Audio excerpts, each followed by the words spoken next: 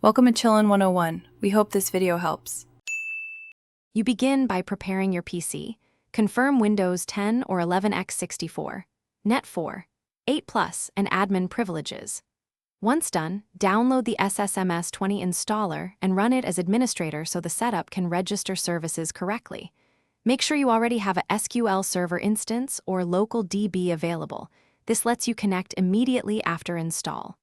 The installer will extract files first. Be patient. You'll see progress bars and a secure prompt for admin consent.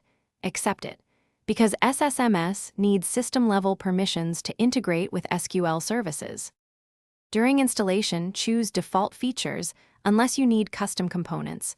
Only add language packs or extra tools if required to save disk space. Once installed, allow the installer to update firewall rules and enable SQL Server Browser for remote connections. This avoids later connectivity headaches. Now open SSMS 20 and connect. Select Windows Authentication for domain accounts or SQL Authentication with SA and its password for local lab servers. Make sure the server name matches instance naming, machine/instance or localhost, and then click Connect to load Object Explorer.